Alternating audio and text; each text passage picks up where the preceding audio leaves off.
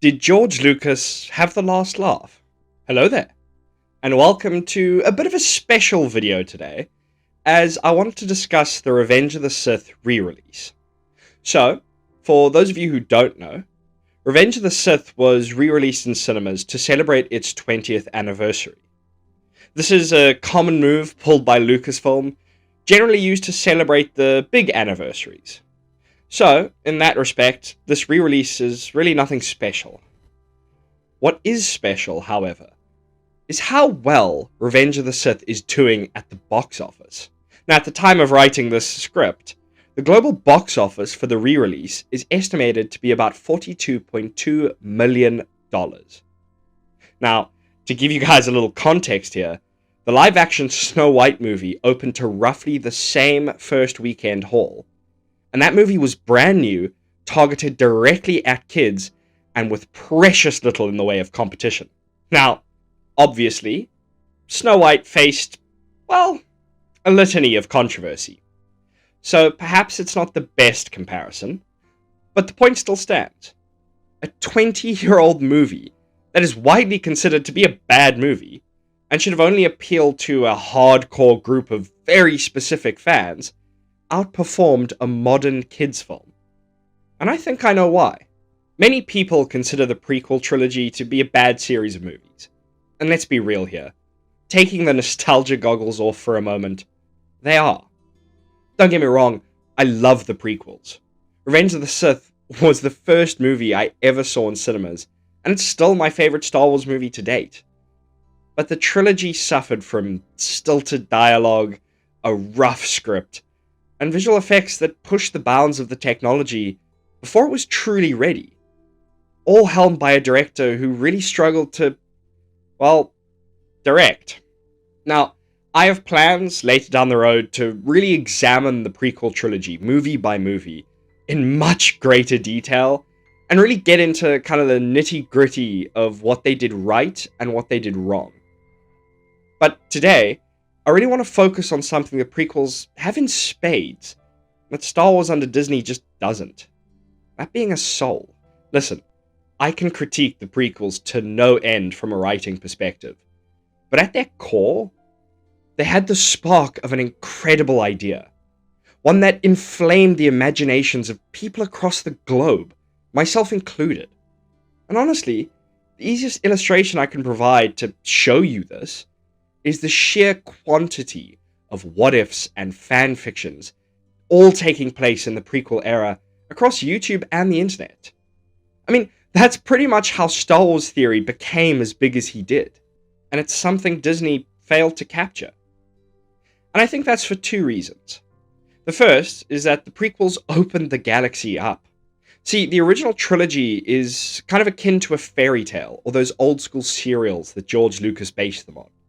And as such, they didn't need to do a whole lot of world building, because the focus was on the characters, their relationships and adventures. And that's why the original trilogy is so timeless. But, the prequels suffered because they went too big.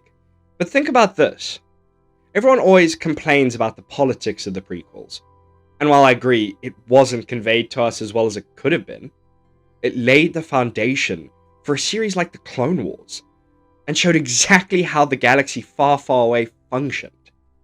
It showed us how the Jedi Order itself was in its prime, before being decimated by Vader and the Emperor. And it also introduced us to the Sith, and how they differed from the Jedi.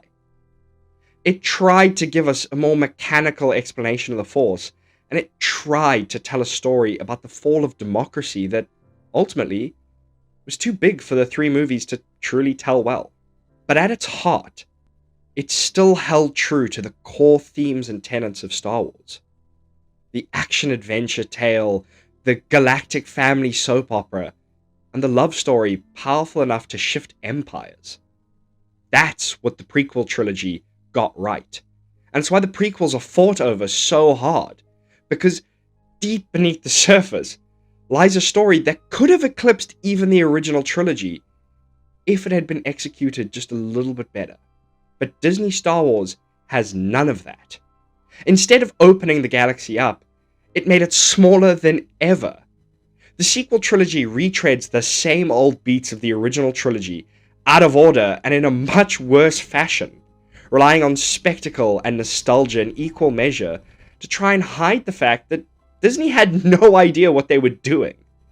The galaxy was now so small that the new empire could blow up 5 planets with no consequences and with no change to the galaxy whatsoever. That couldn't have happened in the prequels.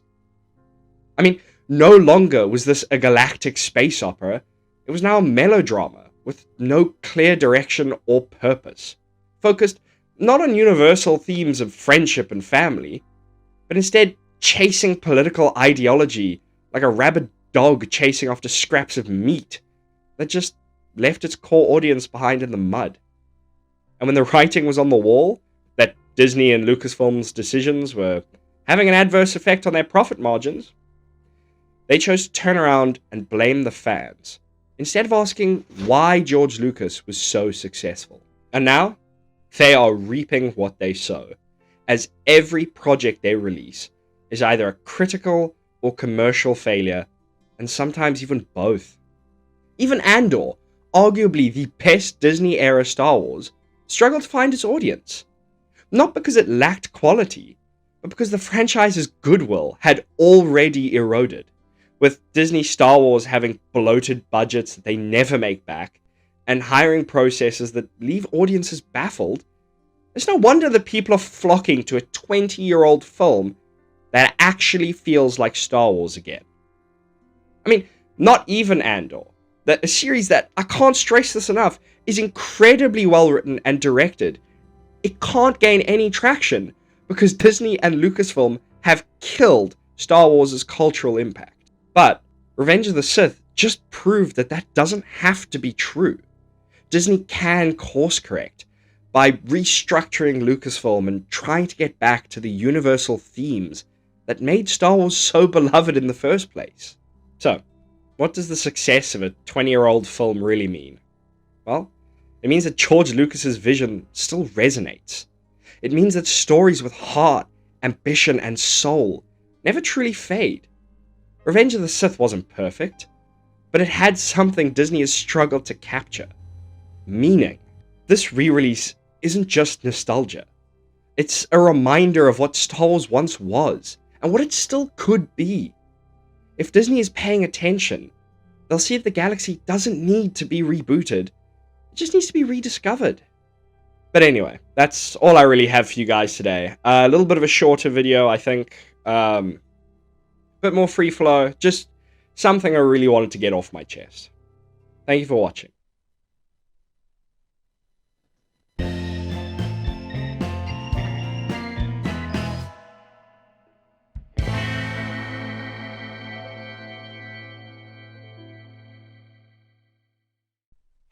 Man, I cannot explain how bleak I am that Revenge of the Sith didn't re-release in South Africa. I think it had something to do with the cinema chains not like securing the distribution rights, which probably means they weren't willing to pay the money.